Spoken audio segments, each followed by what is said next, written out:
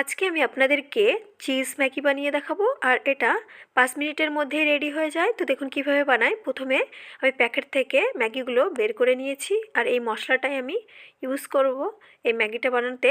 তো দেখুন এখানে আমি কিছু সবজি নিয়ে নিয়েছি গাজর, বিনস, একটু কাঁচা লঙ্কা কুচি, পেঁয়াজ কুচি আর নিয়ে নিয়েছি 1 কিউব মতো আমুলের চিজ। আপনারা এখানে স্লাইস চিজও ইউজ করতে পারেন, আমি এখানে কিউব চিজটা নিয়েছি।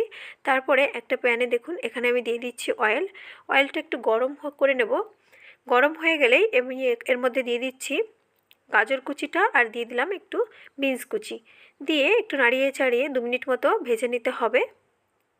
গাজর আর বিনসটা একটু ভাজা ভাজা হলে তারপরে আমি এর মধ্যে দিয়ে দিচ্ছি পেঁয়াজ কুচি আর কাঁচা লঙ্কা কুচি, দিয়ে আবারও একটু নাড়িয়ে চাড়িয়ে নেব।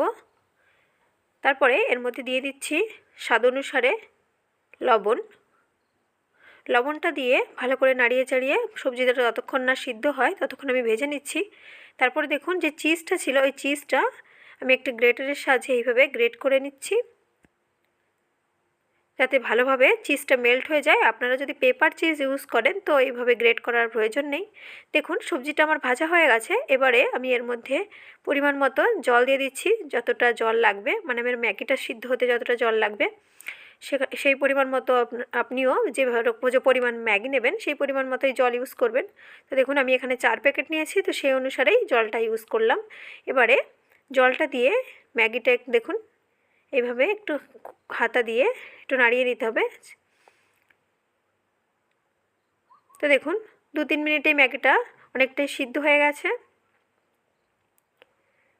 তো ম্যাগিটা পুরোপুরি সিদ্ধ হয়ে গেলে আমি এর মধ্যে মশলাটা দিয়ে দিচ্ছি।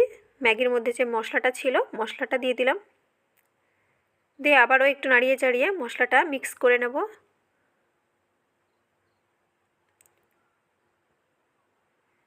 তো দেখুন 2 মিনিটেই ভালোভাবে মশলাটা মিক্স করে নিয়েছি আর ম্যাগিটা অলমোস্ট আমার হয়েই গেছে।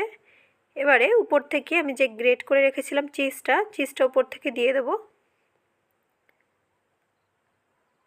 চিজটা দিয়ে 1 থেকে 2 মিনিট মতো একটু নাড়ানিয়ে চাড়ালেই রেডি হয়ে যাবে আমার এই চিজ ম্যাগিটা। তো দেখুন নামিয়ে নিয়েছি। তো রেডি আমার চিজ ম্যাগি। অবশ্যই একবার ঘরে ট্রাই করবেন, সত্যিই দারুণ লাগে খেতে। এই ম্যাগিটা 5 মিনিটেই রেডি হয়ে যায়। যদি আমার ভিডিওটা ভালো লাগে অবশ্যই লাইক করে দেবেন আর আমার চ্যানেলটিকে সাবস্ক্রাইব করে দেবেন। Thank you for watching.